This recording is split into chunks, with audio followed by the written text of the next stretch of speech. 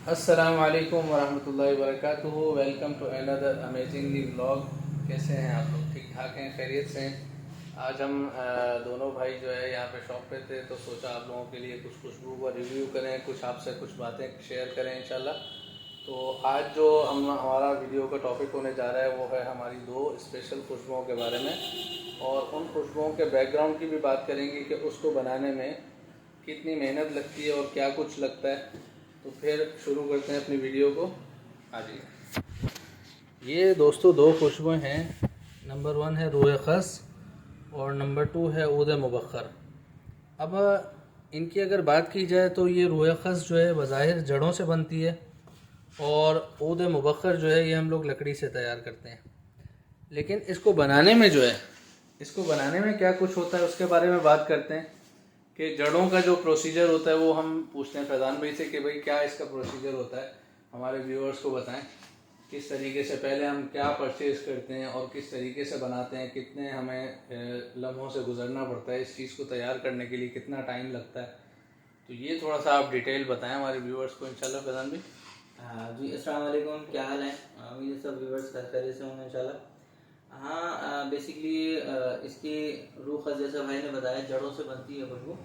तो जैसे हम रूम कूलर्स वगैरह के लिए जड़ें बनाते थे, उसमें रूम कूलर्स में लगाते थे जड़ें, ये वही जड़ें होती हैं बेसिकली। तो ये अंदर ज़मीन में निकलती हैं, तो वहाँ से सारा वो जिनसे हम खरीदते हैं तो वो कलेक्ट करते हैं।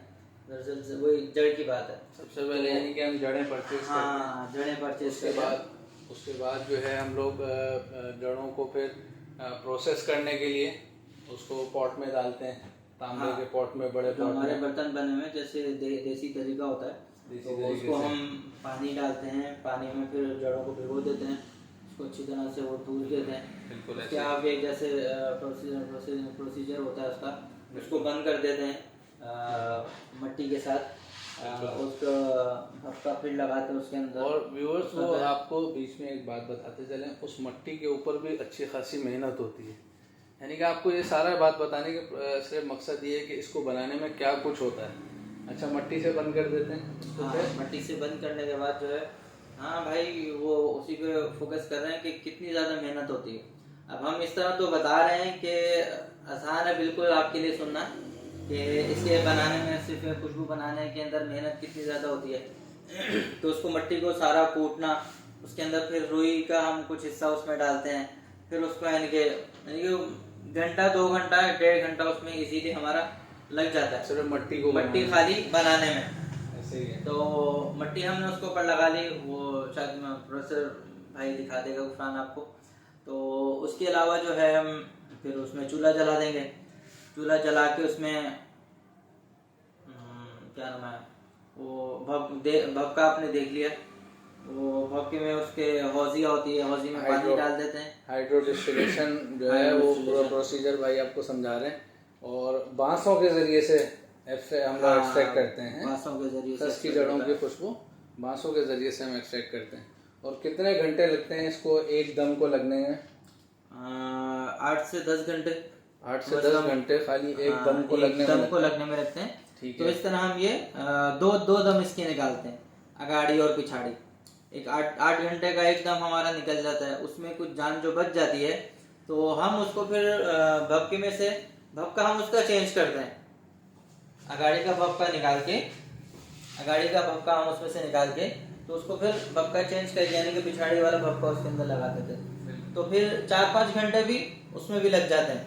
4-5 घंटे उसमें भी उसमें एक्सट्रैक्ट करते हैं उसके अंदर। चूल्हा मुसलसल जलता रहता है। चूल्हा हम आज थोड़ी सी हल्की करके जब वो उसको चेंज कर देते हैं भपके, क्योंकि प्रेशर होता है बहुत ज़्यादा, उसको प्रेशर थोड़ा सा रिलीज करने के लिए उसको हम थोड़ा सा टाइम छोड़ देते हैं। उसके बाद फिर हम दूसरा भपका लगाते हैं, तो फिर वो भी 4-5 घंटे रेगुलर चलता रहता है। अब आपको एक चीज़ मैं बताऊं कि भाई ने 2 मिनट में आपको 3 मिनट में जो सारी बातें एक्सप्लेन की है ना, ये इसको हमें, इस काम को करने में हमें कम से कम 10 से 12 घंटे लग जाते हैं। इस एक दिन के प्रोसीजर को आपको समझा रहे हैं। और ये कितने दिन चलता है, या महीनों के एतबार से ऊद जैसे तकरीबन 2 महीने बना था। अब ऊद की बात, खस भी तकरीबन 2 महीना 1.5 महीना तकरीबन इसका ये प्रोसीजर है। 40 दिन का। ऊद का बड़ा लंबा प्रोसीजर है रॉ फॉर्म में, जब हम उसको पहले पाउडर, तो प्रोसीजर ही अलग है ना, बिल्कुल। पाउडर तो करते हैं। हम सिर्फ खस की बात कर रहे थे। अभी तक सिर्फ खस की बात चल रही थी। ऊद को जो है पाउडर फॉर्म में करके उसको बाकायदा डिप किया जाता है, कई हफ्तों के लिए डिप करके रखा जाता है उसको बाकायदा अर्के गुलाब के अंदर, ताकि उसके अंदर और मिठास पैदा हो ऊद की लकड़ी के अंदर। और फिर उसको भी इसी तरह खस की ही तरह उसको भी डिस्टिलेट किया जाता है, उसको भी इसकी भी पूरा प्रोसीजर इसी तरह जैसे खस का पूरी डिस्टिलेशन होती है। अब जैसे 30 दिन का डिस्टिलेशन प्रोसीजर है हमारा, तो ऐसा नहीं कि 30 दिन के लिए हमने छोड़ दिया। अब हमें डेली बेसिस पर उसको शाम को चेक करना पड़ता है कि यार कुछ जल तो नहीं रहा, कुछ खुशबू थोड़ी सी हमारी खराब तो नहीं हो रही। तो ये भी बड़ा ख्याल रखना पड़ता है, सबसे ज्यादा एहतियात वाली चीज है। एक दिन भी अगर हमसे वो हो गई ना, क्या कहते हैं, मिस्टेक हो गई, आज तेज रह गई, पानी कम हो गया, तो वो जल के हमारा पूरे महीने की जो हमारी मेहनत है ना, वो उस पर इफेक्ट हो सकता है, पूरे महीने की मेहनत पे।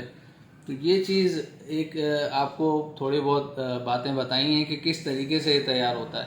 फिर बन जाने के बाद, जब यानी कि हमारा माल रेडी हो जाता है, उसके बाद भी फिर हम इसको कितने तकरीबन 2 महीने उसको फिर उसका पानी सुखाया जाता है, पानी पूरा उसका सुखाया जाता है 2 महीने तक। तो दोस्तों, ये है हमारी खुशबुएं जो हम बनाते हैं, उसकी दास्तान, उसकी कहानी कि किस तरह से, किस कदर, किस मेहनत से बनती है। आप लोग तो पैसे दे के और चीज़ ले लेते हैं, लेकिन उसका बताने वाला भी कोई होना चाहिए कि भाई उसको हम बना कैसे रहे हैं, और अपने हाथों से बना रहे हैं। यकीन करें, इसमें हमारे अपने हाथों की मेहनत होती है, इसमें कोई थर्ड बंदा, चौथा बंदा इन्वॉल्व नहीं होता, क्योंकि ध्यान इतना रखना पड़ता है, हर एक चीज़ को हम नज़रअंदाज नहीं कर सकते। ठीक है, एक तो ये बात हो गई। इंशाल्लाह ज़रूर आप लोग ट्राई कीजिएगा, आप लोगों को बहुत पसंद आएंगे दोनों आइटम्स इंशाल्लाह। ऊद मुबख्खर भी, रूए खर्स भी, और इस जैसी और भी चीज़ें थी, लेकिन मैंने कहा कि सिर्फ 2 चीज़ों पे बात करते हैं और आपको जो इनका प्रोसीजर है वो एक्सप्लेन करते हैं इंशाल्लाह। और आप दोस्तों से भी गुजारिश है कि जितने भी अहबाब जो है इसका खुशबू का काम कर रहे हैं या कोई भी काम कर रहे हैं, तो भाइयों यूट्यूब का चैनल ज़रूर बनाएं। यूट्यूब का चैनल बनाने में बहुत अच्छा है, बहुत फ़ायदेमंद चीज़ है, क्योंकि इस वक्त एक huge amount of peoples they are searching for something on internet, on YouTube, specially on YouTube, not Facebook, not Instagram, only on YouTube. YouTube पे आपको बहुत ज़्यादा बायर्स मिलते हैं, बहुत अच्छे कस्टमर्स मिलते हैं, जो बेचारे ढूंढ रहे हैं, कोई अच्छे प्लेटफॉर्म्स को ढूंढ रहे हैं लोग, लेकिन अनलकीली जो है उनको कुछ मिल नहीं रहा, उनको अक्सर फ्रॉड मिल जाता है। तो बहुत से लोग हैं जो ढूंढ रहे हैं इस किस्म का, मतलब अच्छे लोगों को ढूंढ रहे हैं। तो अल्लाह ताला हमें भी जो है माशाल्लाह आप लोगों की बहुत सपोर्ट होती है, अल्लाह ताला हमें भी आप लोगों के जो सोच है उस पर पूरा उतरने की तौफीक नसीब फरमाए, और इंशाल्लाह दुआओं में ज़रूर याद रखें। और फैज़ान भाई, आज हमने खस का थोड़ा सा डिटेल से बता दिया, आइंदा इंशाल्लाह फिर और कोई टॉपिक लेंगे उनके बारे में, रोज़ गुलाब वगैरह के बारे में, चमेली वगैरह होती है, इस तरह से देसी खुशबू जितनी भी हैं, और भी इंशाल्लाह उसके बारे में भी डिस्कस करेंगे ज़रूर इंशाल्लाह। तो भाइयों दुआओं में याद रखिएगा, बहुत बहुत शुक्रिया, और कमेंट्स में ज़रूर बताइएगा इंशाल्लाह।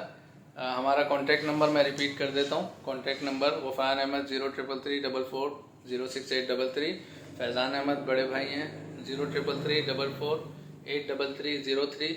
नफीसा परफ्यूम्स हमारी शॉप का नाम है, और रायविंड में लोकेटेड है। थोड़ा सा आपको एड्रेस भी समझा देते हैं। ये देखें मरकज़, ये मरकज़ की पूरी दीवार है, मरकज़ के बिल्कुल करीब है हम, गेट नंबर 5 आसिम मार्केट और रायविंड नियर तब्लीगी मरकज़। ज़रूर तशरीफ़ भी लाएँ इंशाल्लाह, और दोस्त अहबाब के साथ भी ज़रूर शेयर करें, और वीडियो को लाइक ज़रूर कीजिएगा इंशाल्लाह। बहुत बहुत शुक्रिया, दुआओं में याद रखें। जज़ाकल्लाह। अस्सलामु अलैकुम वरहमतुल्लाहि वबरकातुहू।